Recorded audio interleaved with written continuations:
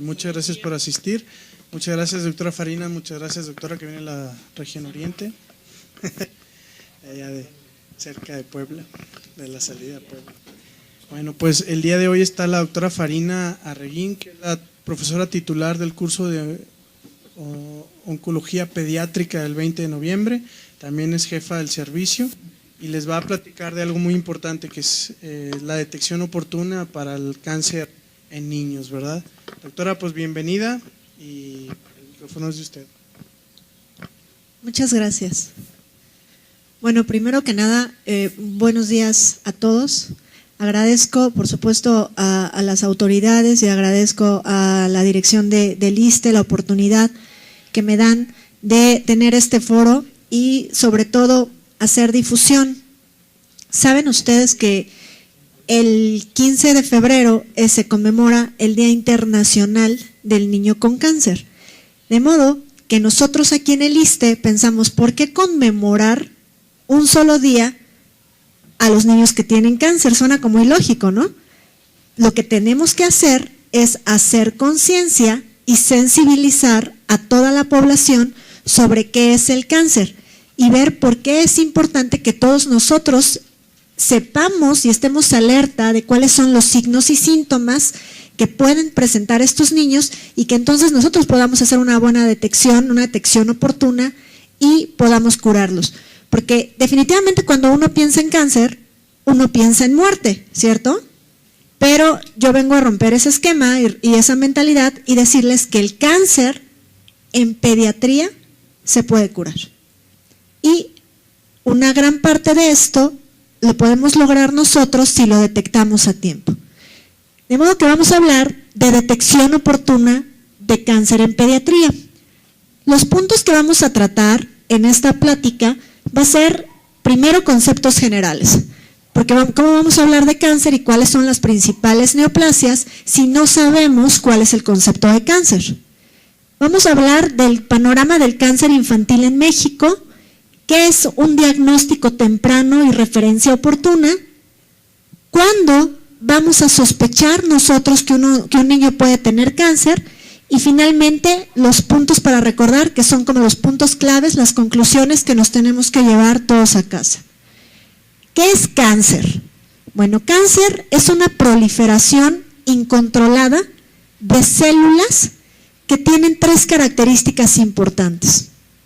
Uno, tienen atipia celular, son células feas, son células aberrantes que pierden por completo la función para lo cual están hechas. Vean ustedes estas células como son bonitas, como son todas parecidas, todas son homogéneas, y cada una de estas células, que nuestro cuerpo está compuesto de estas células, tienen una función específica. Pero vean ustedes estas células, cómo son feas, cómo tienen una forma diferente a las células normales, cómo tienen abundantes mitosis, cómo tienen una alteración en lo que es la relación del núcleo citoplasma, y esto es lo que se conoce como atipia celular, son células feas. Pero además tiene una base genética. El cáncer tiene una base genética. ¿Qué es esto? Que algo en mi información está mal, de modo que mis células no se están reproduciendo de la forma en la que tiene que ser, pero eso es genético. Y lo más importante, estas células tienen la capacidad de dar metástasis, de migrar hacia otras partes del cuerpo, de modo que si el tumor o el cáncer se localiza o se origina del hueso, tiene la capacidad de viajar y de irse a otras partes, como por ejemplo el pulmón. De modo que estas tres características son los más importantes para que nosotros podamos hablar de cáncer. En México, en niños, que estamos hablando de 0 a 18 años, ¿cuáles son los principales tipos de cáncer? Bueno, vean ustedes, estos son el panorama de cáncer infantil, estas son gráficas que son cortesía del doctor Jaime Shalko, que es el director del CENCIA, de la prevención de cáncer, y vean ustedes cómo lo más frecuente son las leucemias.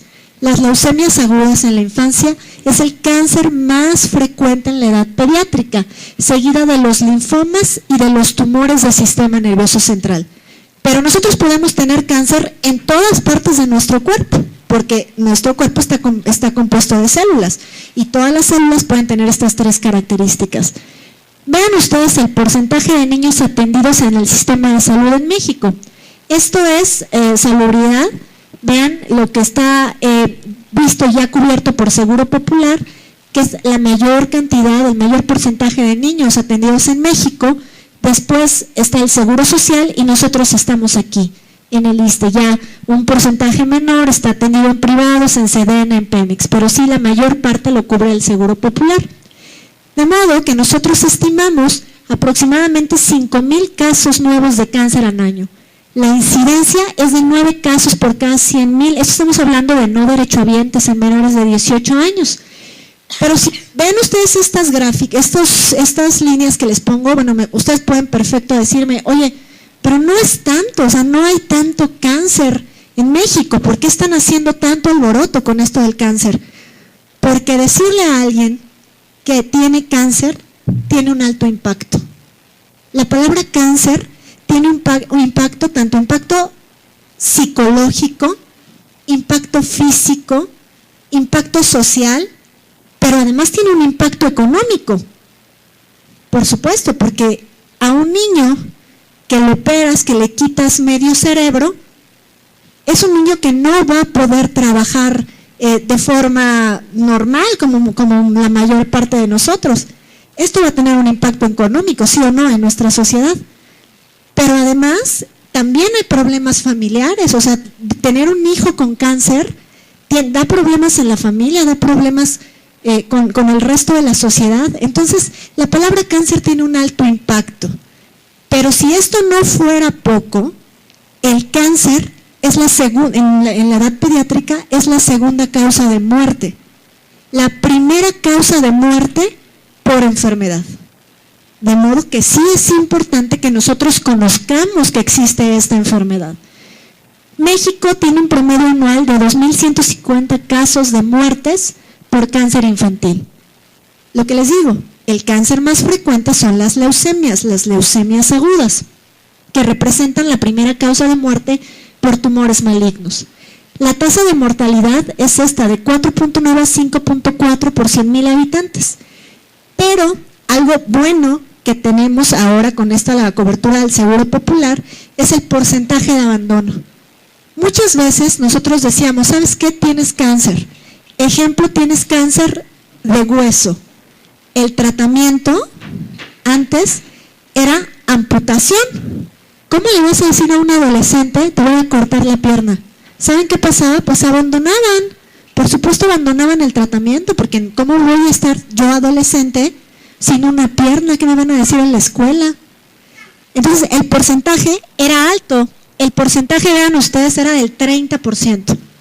Pero actualmente estamos hablando de un porcentaje de abandono del 7 al 5%. ¿Qué es esto? Que nosotros como médicos, como personal de salud, tenemos que buscar la forma de tener esa empatía y de lograr ese clic con nuestros derechohabientes para que no abandonen, para que sepan y entiendan que se pueden curar y nos den oportunidad de brindarles el tratamiento. Estos son los casos de cáncer en menores de 20 años por entidad federativa, y estos son datos también de Secretaría de Salud de 2005 al 2010. Y vean ustedes cómo la mayor parte de los casos de cáncer atendidos son de Michoacán, Veracruz, Oaxaca, el DF, Chihuahua y Sinaloa y Sonora. Pero bueno, el registro que tenemos tampoco es muy confiable.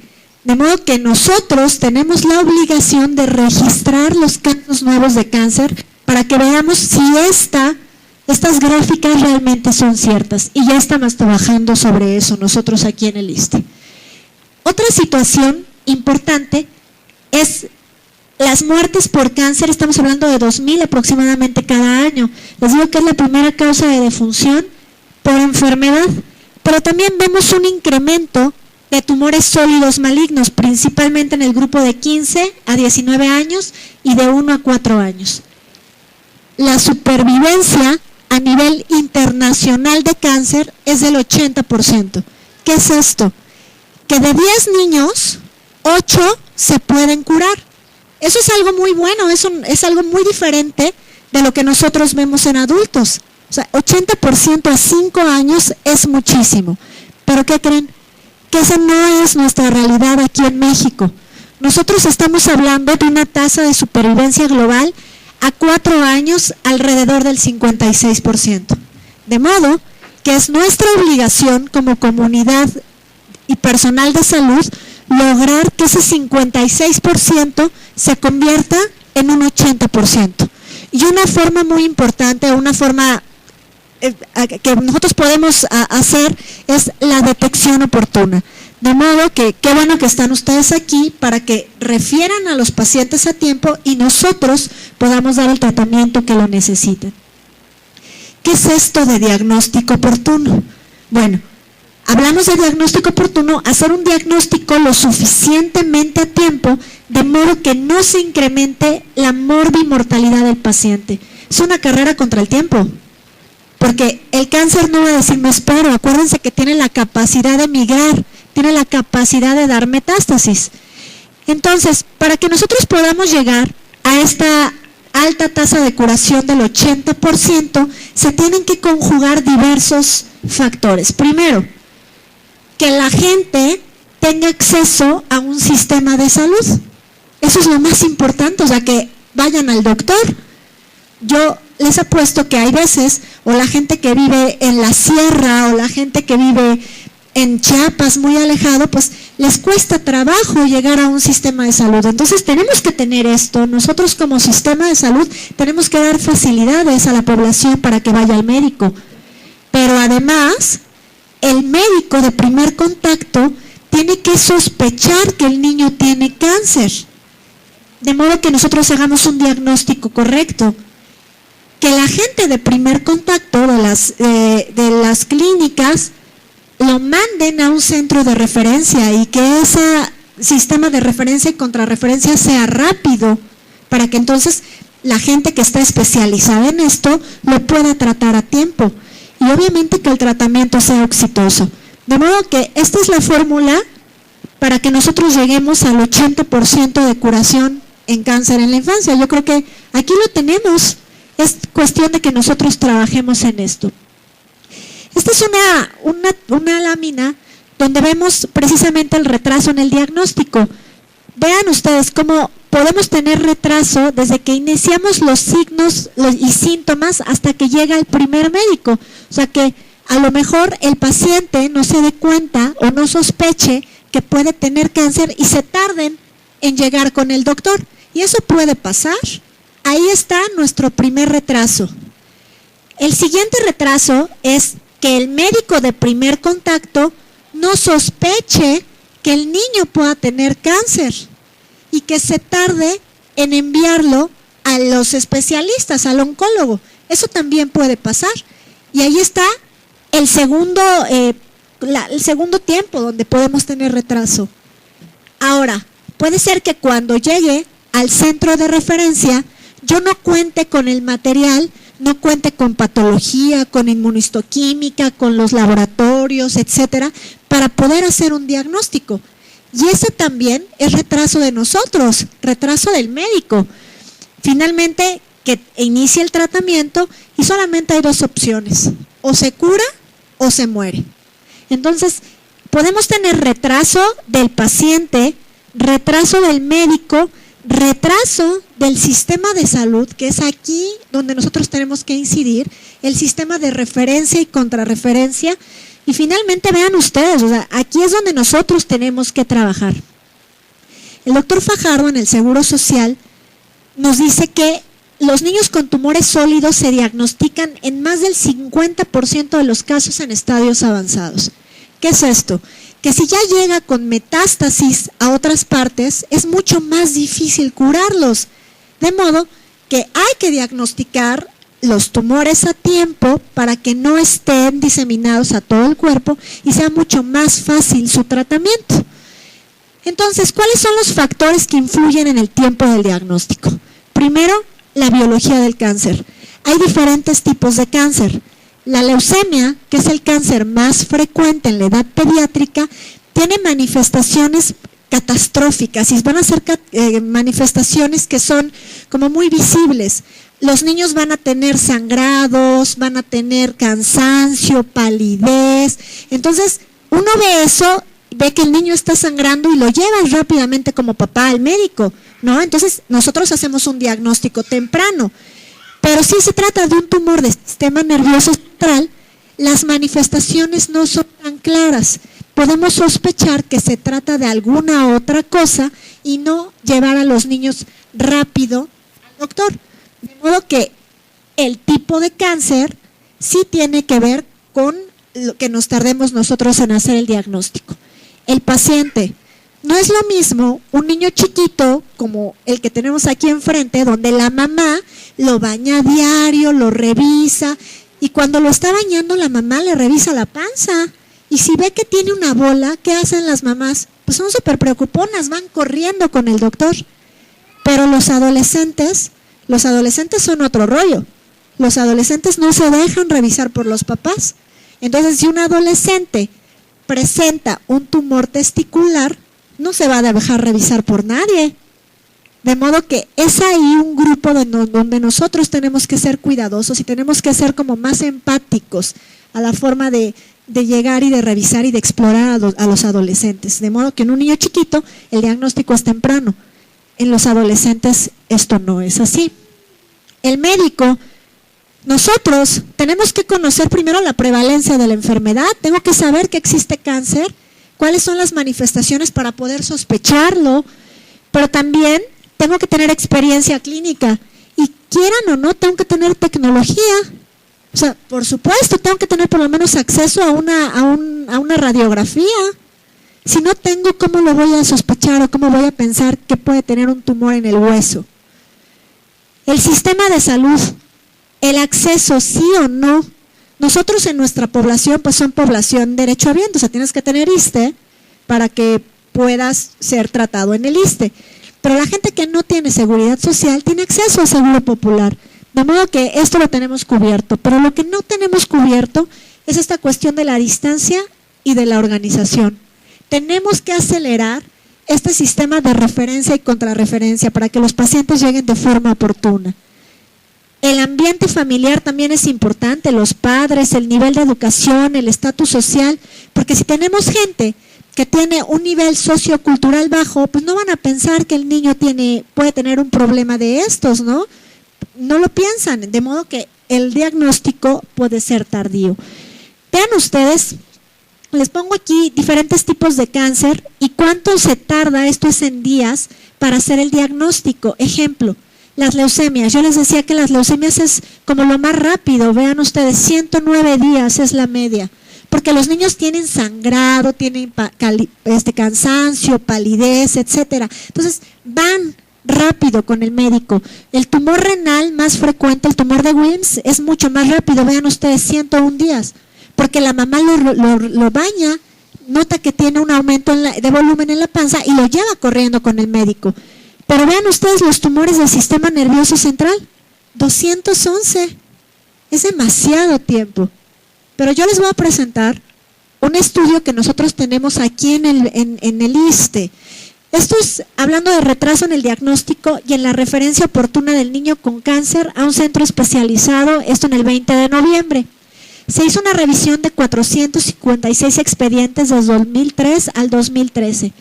Y vean ustedes, el tiempo promedio de que los papás se daban cuenta que tenía el niño algo raro y lo llevaban al médico es aproximadamente de 3 meses, de 3 semanas, porque acuérdense que nuestra población del ISSSTE es diferente.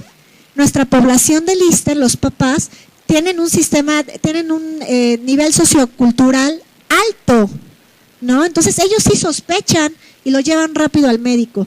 Lo que es gravísimo, pero de verdad realmente grave, es esta cifra. De primer nivel, que son las clínicas, a tercer nivel, que es conmigo, 105 días. O sea, ¿qué es esto? Que el médico no se está dando cuenta que el niño puede tener cáncer, o que el sistema de referencia y contrarreferencia es tan malo, muy tardado, que llegan tarde con nosotros. Una de dos, eso es lo que tenemos nosotros que estudiar. Ya aquí en el 20 de noviembre, para que nosotros hagamos el diagnóstico, 9 días. Realmente es un diagnóstico muy rápido. En 10 días nosotros tenemos el diagnóstico de qué tipo de cáncer tiene el paciente. Pero vean ustedes, esto es muy grave. El promedio de médicos visitados antes de que se diera el diagnóstico de cáncer es de 4, pero hubo quien visitó 2 y hubo quien visitó 20 médicos para que se sospechara en esta enfermedad. Eso realmente es alarmante. De modo que yo les presento esto porque es aquí donde nosotros como institución tenemos que incidir. Entonces, ¿por qué es importante hablar esto de detección oportuna? Bueno, porque el pronóstico de los pacientes es mejor, evidentemente, si lo detectamos en una etapa inicial. Porque los tratamientos son menos intensos cuando el paciente se diagnostica tempranamente. Porque las complicaciones inherentes al tratamiento son menores, por supuesto, si el paciente no está metastásico. En el caso de tumores, sobre todo en extremidades, las posibilidades de preservación es más alto en aquellos que se detectan de forma localizada y no cuando están metastásicos. Evidentemente, desde el punto de vista financiero, es mucho menos costoso dar tratamiento a niños con cáncer en etapa inicial. Por supuesto, hasta la economía nosotros tenemos que evaluar. Y la rehabilitación de los niños en etapa inicial es más rápida y es más fácil que se reintegren a sus actividades normales. De modo que por todo esto es importante que nosotros hagamos una detección oportuna y una referencia temprana con el subespecialista. Pero ahora, a lo que vienen ustedes, ¿cuándo sospecho cáncer? Bueno, primero que nada yo tengo que saber que existen niños que están en riesgo. ¿A quién le puede dar cáncer? A todos. Todos tenemos células, ¿cierto? Todos estamos expuestos a muchas cosas. Pero ¿quiénes son los niños en los que yo me tengo que fijar más? Bueno, aquellos niños, ejemplo, que tienen algún tipo de infección como virus de Epstein-Barr, hepatitis B, hepatitis C, VIH, porque estos virus les condicionan una mayor predisposición a ciertos tipos de cáncer. Ejemplo, la hepatitis B, hepatitis C se asocia con cáncer hepático. La infección por VIH se asocia a cierto tipo de linfomas. Aquellos niños que tienen síndromes, como por ejemplo el síndrome de Down, el síndrome de Bloom, el síndrome de Klinefelter, son niños que también tienen mayor predisposición. Los niños que tienen síndrome de Down, además de todas las cosas que ustedes saben que tienen, como cardiopatías, problemas de atresias y todo esto, tienen 20 veces más riesgo de tener leucemia que el resto de la población general. De modo que si yo pediatra o yo médico sé que tengo un paciente con síndrome de Down, no solamente le voy a escuchar el corazón, es un niño que yo tengo que darle seguimiento por clínica, ver si no tiene datos de sangrado, si no tiene datos de infiltración a piel, si es niño, si no tiene aumento de volumen en los testículos. Entonces es un niño que yo voy a cuidar mucho más porque conozco este riesgo. Aquellos niños que tienen síndrome de Klinefelter, por ejemplo, tienen riesgo de tumores germinales. Entonces es un niño que yo voy a revisar, son niños que yo tengo que tener mayor cuidado. Los niños que tienen síndrome de sobrecrecimiento, ejemplo, estos niños de síndrome de Beckwith-Wiedemann, son niños grandotes que tienen macroglosia, que tienen una lengua grandotota y que además tienen otras alteraciones como falocele, hernia umbilical, etcétera. Entonces a estos niños yo los tengo que cuidar todavía más porque pueden tener tumores renales, tumores de sarcomas blandos, pueden tener otro tipo, neuroblastoma, hepatoblastoma. Entonces, yo como médico ya sé que esto puede pasar y existen guías, eso no es nuevo, existen guías de cómo dar seguimiento a estos pacientes. O sea, cada cuánto le tengo que hacer un ultrasonido, cada cuánto le tengo que hacer marcadores tumorales, y eso no lo tiene que hacer el oncólogo, eso lo puede hacer el médico general o el pediatra o el médico de primer contacto.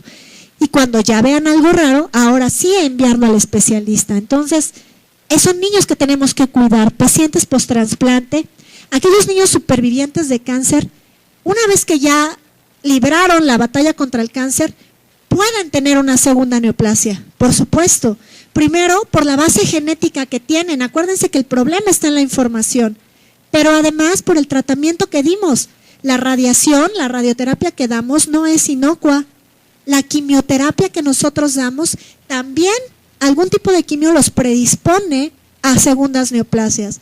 De modo que son niños que tenemos que cuidar, sobre todo por todo el tiempo, ¿no? Aquellos que estuvieron expuestos a agentes quimioterapéuticos, expuestos a radiación y, ojo, aquellos que están expuestos a derivados del petróleo e insecticidas. Todos estos niños que viven en el campo, que están expuestos a insecticidas, agua, son niños que tienen predisposición para ciertos tipos de cáncer. De modo que yo como pediatra tengo que saber y tengo que darles un seguimiento especial. Niños con bajo peso al nacer también. Yo siempre hablo de diagnóstico precoz y de hacer una historia clínica completa. Siempre tenemos que preguntar antecedentes. ¿Hay cáncer familiar? Entonces, preguntar, hacer una buena anamnesis sobre el cáncer que pudieron haber tenido sus papás. Preguntarle cuál es la queja principal. ¿Por qué vienen con nosotros a consulta? La mamá va a decir, no, porque tiene aumento de volumen, o porque yo lo veo más cansadito, porque ha perdido peso. Siempre preguntar cuál es la queja principal. Pero hacer una exploración física completa, eso es muy importante. Aunque venga por aumento de volumen, yo como médico tengo la obligación de quitarle toda la ropa y revisarlo desde arriba hasta abajo. Eso es bien importante, porque pueden tener manifestaciones que no nos estamos dando cuenta, o pueden tener algún síndrome y no nos damos cuenta y puede tener predisposición a otro tipo de cáncer después. La evaluación debe ser individualizada. Acuérdense que vemos niños en que voy a revisar a Alfonso o voy a revisar a Juanita y no voy a revisar al niño del tumor del abdomen. Cada niño es diferente y tenemos que hacer una exploración de verdad individualizada. Una valoración integral. Si el niño viene por un tumor abdominal, pero veo que tiene desnutrición, no se me tiene que olvidar la pediatría. Tengo que ver todo, ¿sale? Y lo más importante, no retrasar la interconsulta. Sospecho, yo como médico, que el niño puede tener algo y no sé qué es, no me tardo, lo mando inmediatamente, ya que los de tercer nivel hagan su trabajo. Digo que mis pacientes son los más inteligentes, vean, ellos se revisan solitos. Cuando no los revisan, él solito se revisa. Entonces, eso es algo padre. Pero ¿cuáles son los signos y síntomas de alarma? Vean ustedes. Cefalea, dolor de cabeza, dolor óseo, estrabismo, aumento de volumen en cualquier parte del cuerpo, sangrado, fiebre, leucocoria, que es la pupila blanca, hematuria, fatiga, palidez, pérdida de peso, adenopatías, etcétera. O sea, vean cómo son muchísimos. ¿Qué es esto? Que si alguien, porque yo con esto sé que los estoy asustando, porque los veo tomando fotos, no se asusten, que aquí viene lo bonito. No, todos los niños que tengan fiebre, yo voy a pensar que tienen cáncer, ¿estamos? Pero sí tengo que sospecharlo y tiene que ser uno de mis diagnósticos diferenciales. Tengo que saber qué características tiene la fiebre para que yo pueda sospechar que es cáncer. O no todos los niños que tienen dolor de cabeza es cáncer, ¿estamos? Entonces, eso es lo importante de esta plática, la fiebre. La fiebre está presente al diagnóstico en un gran número de casos, pero generalmente está asociado a otros signos y síntomas. La fiebre, lo más frecuente cuando un niño tiene calentura, no es cáncer, son infecciones, eso es lo más frecuente, pero una fiebre que no cede con medicamento, con antibiótico, que ya lo valoró un médico, que ya recibió tratamiento específico, sí es una fiebre que yo tengo que revisar.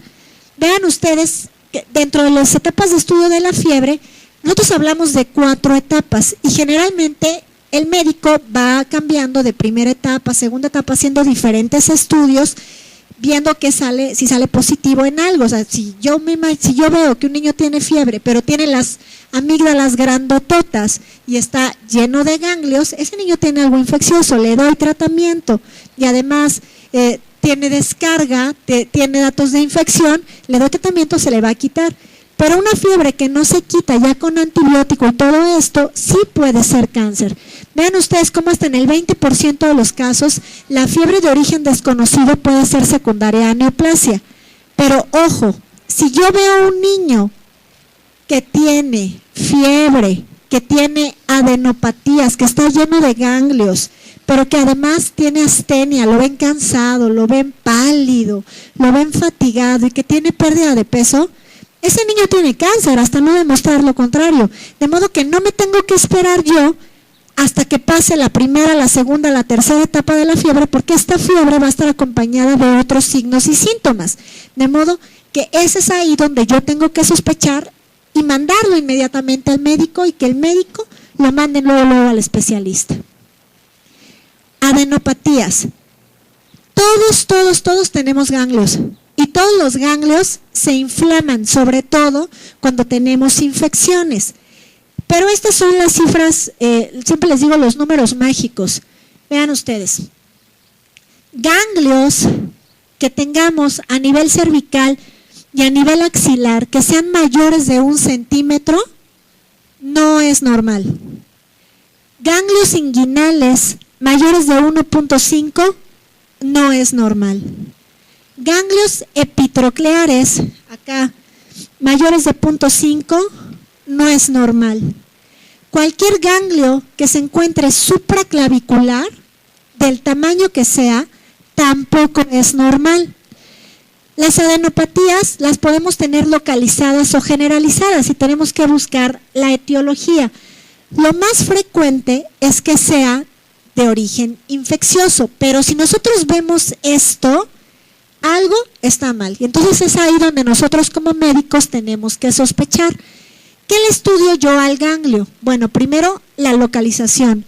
Ya sé dónde no es normal, que es supraclavicular, epitrocleares o también en hueco popliteo, no es normal. Si tengo ahí, ya ni le busco. Algo está mal y lo mando directamente con el oncólogo.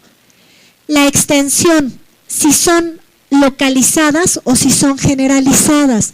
Generalmente cuando son generalizadas y el niño tiene fiebre y te dice que le duele la cabeza o que le duele la garganta, esas adenopatías son secundarias a infección, ¿vale? Entonces esos son como que el pensamiento que nosotros como médicos debemos de tener.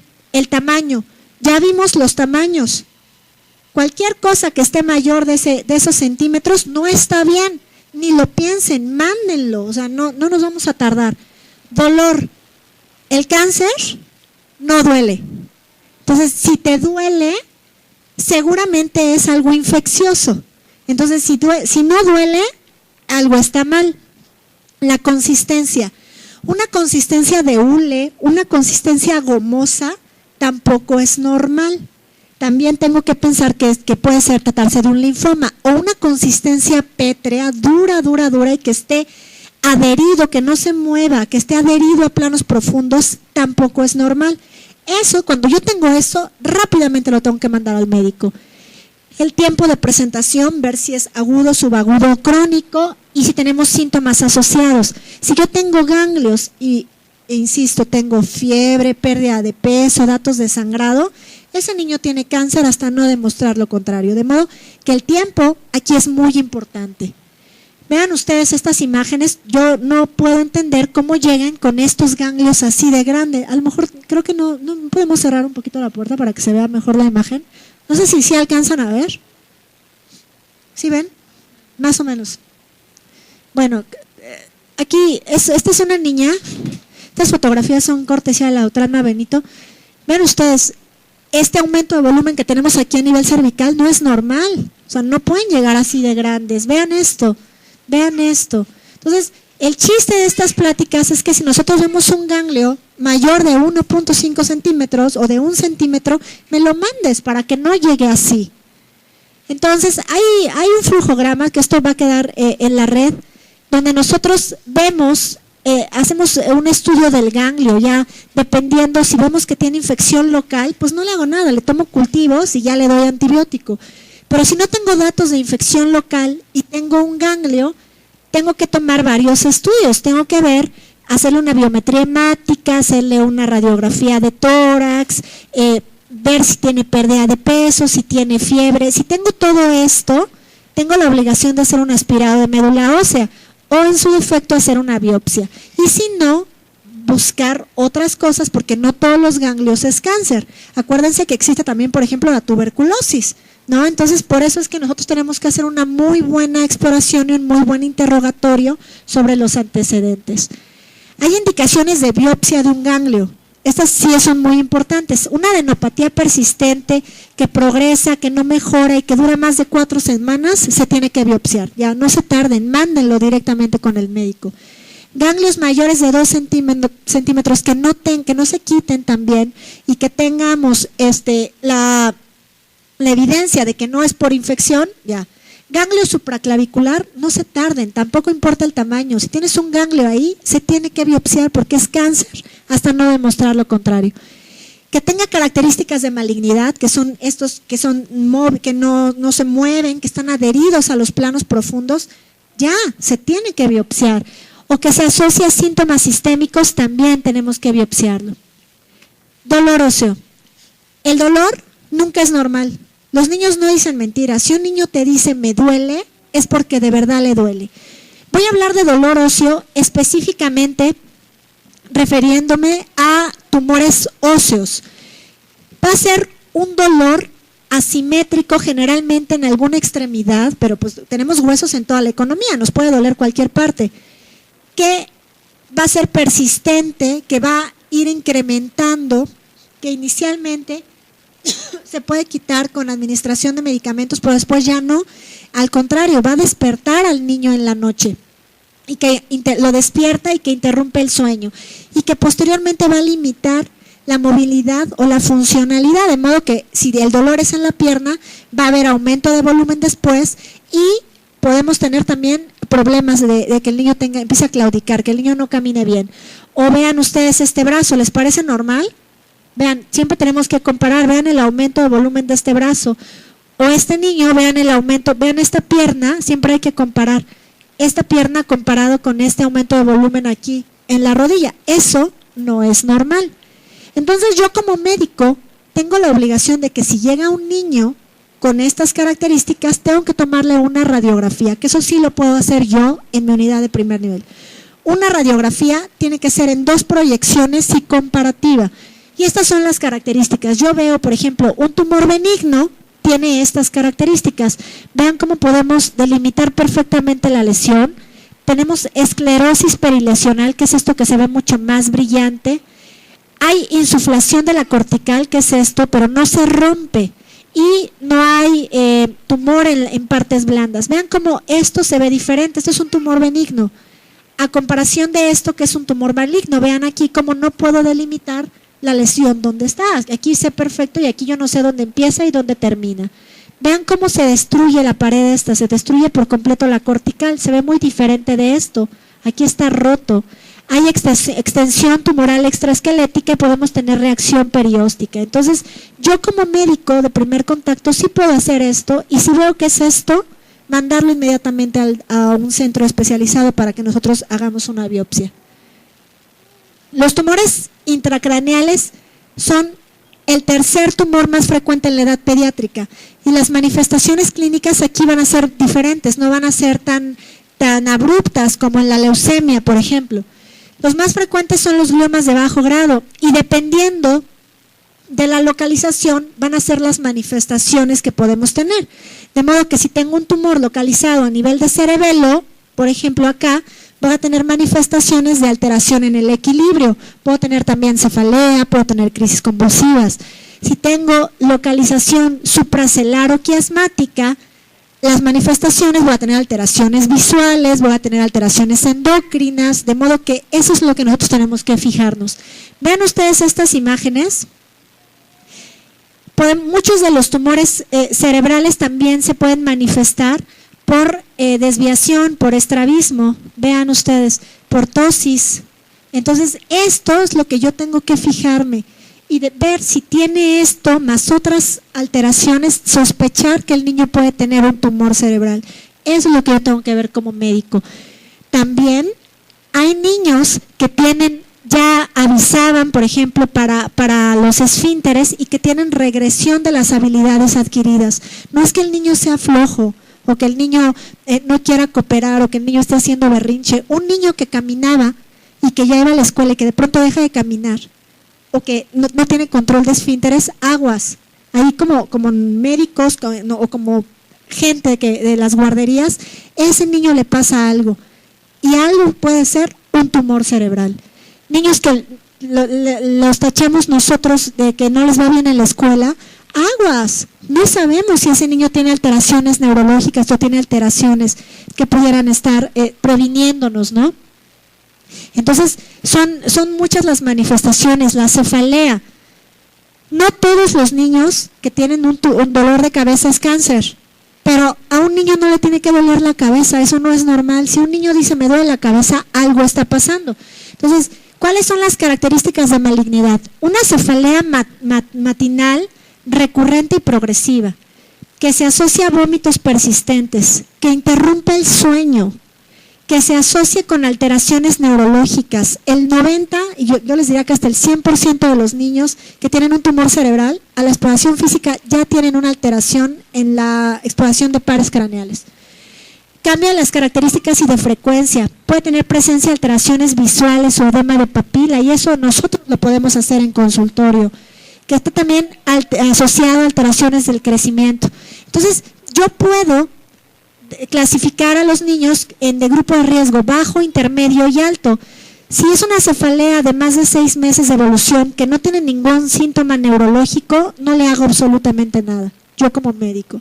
Pero si es una cefalea de menos de 6 meses de evolución y que tiene un síntoma predictor de una lesión ocupante, ejemplo, vómito, cefalea más vómito, este niño tengo la obligación de hacerle una resonancia magnética de cerebro y mandarlo a que lo vea un neurólogo.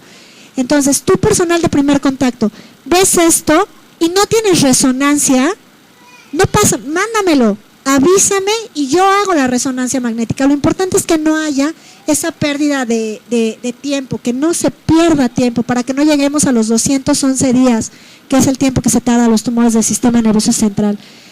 Entonces nosotros tenemos la obligación de ver el estatus mental, si el niño está ubicado, ver los movimientos oculares, el examen visual, que esto lo podemos hacer perfectamente, un fondo de ojo, nervios craneales, examen motor, ver la sensibilidad, los reflejos, coordinación, parar a los niños que caminen para ver la marcha y finalmente hacer una exploración física completa, porque pueden tener síndromes que no nos estemos dando cuenta y que sabemos que se asocian a tumores del sistema nervioso central. También es un trabajo de características epidemiológicas de los tumores del sistema nervioso central en el 20 de noviembre, en el list. Vean ustedes cómo la mayoría de nuestros pacientes tenían cefalea, pero también tenían otras alteraciones, o sea, desde diplopia, letargia, alteraciones, regresión de las habilidades adquiridas, etcétera. Pero el dolor de cabeza es un síntoma que está presente en muchos de nuestros pacientes. En el 20 de noviembre estamos hablando que desde el inicio de los síntomas a que llegan con nosotros, estamos hablando de 2 a 4 meses. Insisto, porque los papás llegan rápido. El problema no es con los papás, el problema es del médico de primer contacto a que llega con nosotros, y eso es nuestra población del ISSSTE, que es una población muy sui generis. Y la sobrevida de los niños con tumores del sistema nervioso central que tenemos en el 20 de noviembre tampoco está mal, estamos hablando de una sobrevida alrededor del 70%. Esto es una sobrevida muy buena, porque afortunadamente contamos nosotros con un equipo multidisciplinario y tenemos tecnología de punta. De modo que si tenemos esto, tenemos que aprovecharlo y nosotros hacer el diagnóstico temprano. Retinoblastoma, que es el tumor de retina más frecuente en la edad pediátrica, con la edad media de 2 años, puede ser esporádico, pero también puede ser hereditario.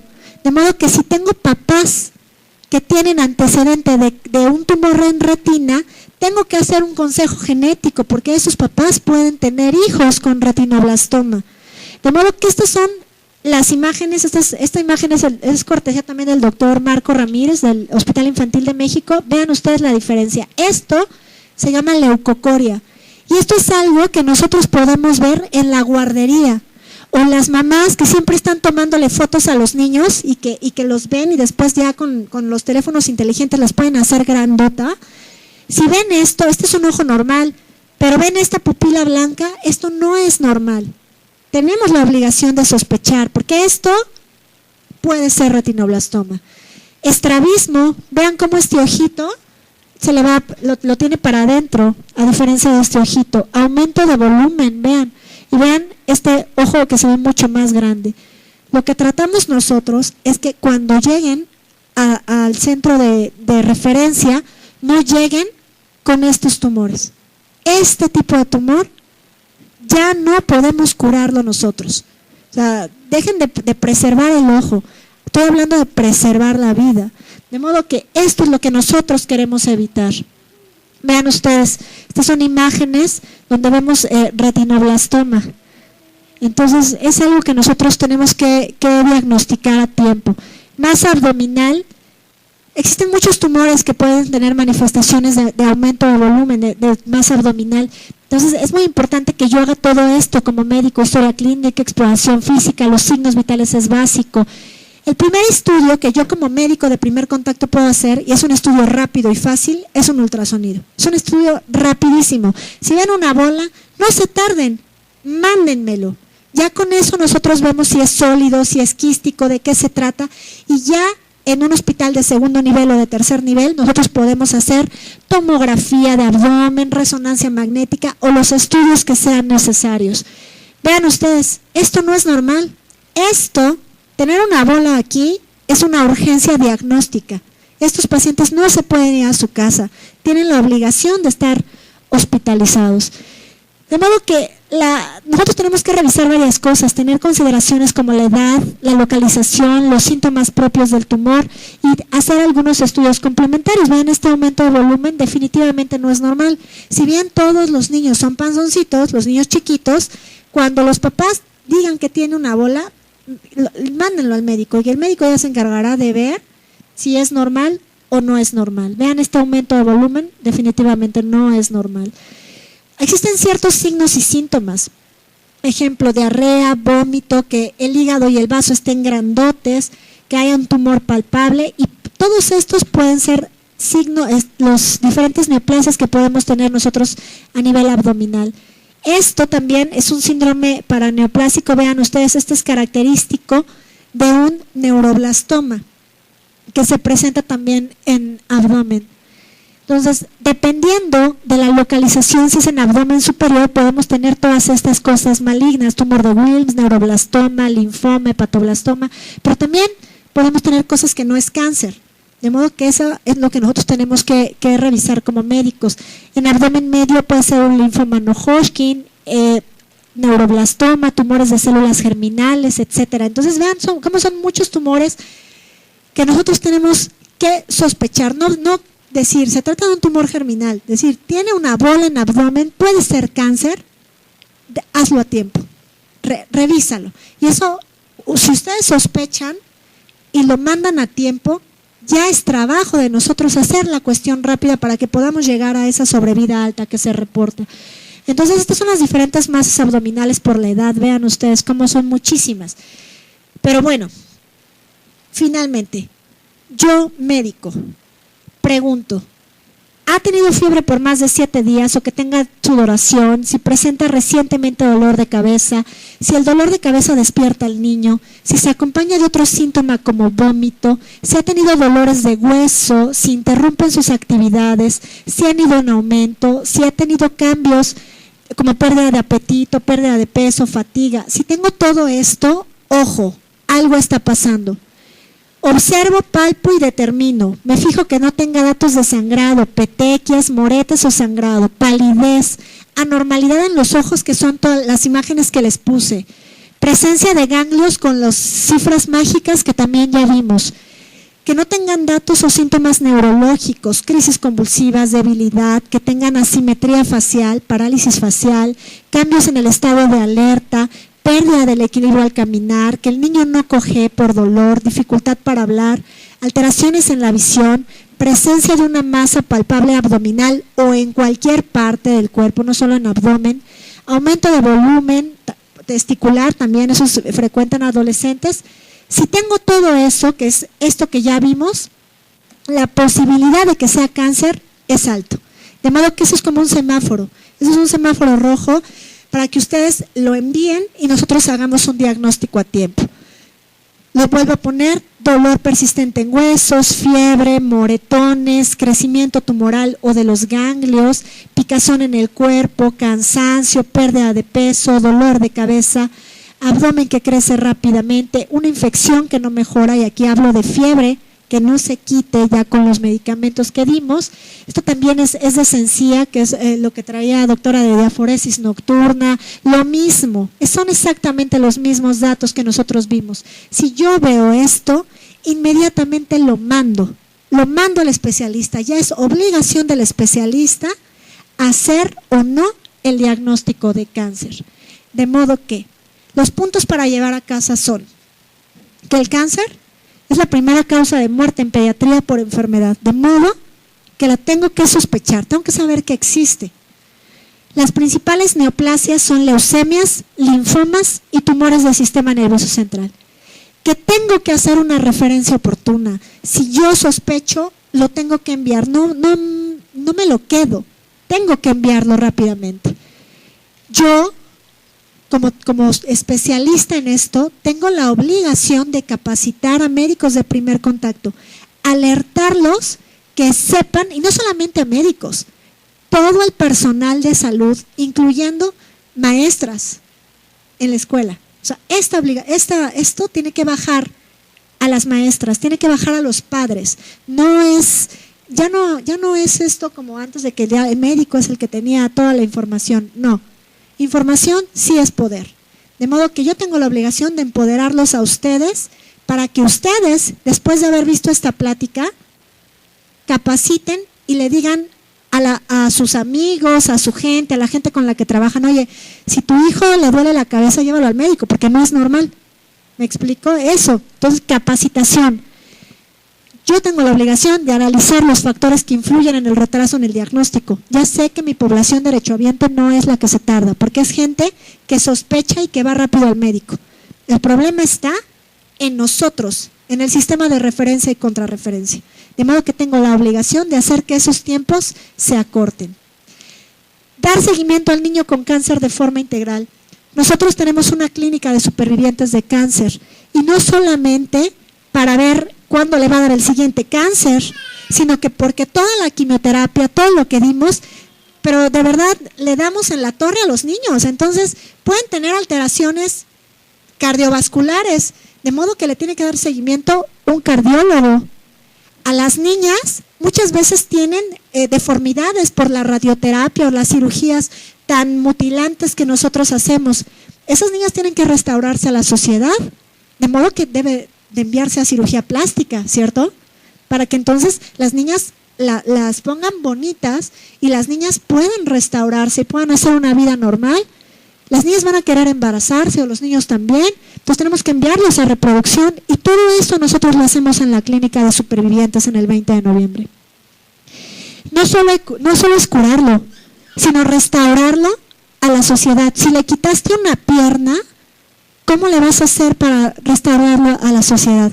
Tienes que ponerle una prótesis y hacer que el niño conviva, que el niño no tenga esta cuestión de que, para que no haya bullying en la escuela, para que no haya, y sea una persona financiera, que pueda trabajar y que pueda apoyar la economía del país, de modo que no es solamente curarlo es relativamente fácil, es hacer niños y hacer supervivientes funcionales, supervivientes normales como todos los que estamos aquí, y que tengan una vida plena, que tengan una vida normal, y que yo creo que vamos a poder cambiar ese 80%, de modo que con todo esto, yo les digo a ustedes, todos son mis pacientes, algunos están, otros ya no están con nosotros, pero yo veo esto y digo, si ella con un tumor cerebral operada, con radioterapia, gana una medalla de las Olimpiadas, híjole, todos los que estamos aquí tenemos la obligación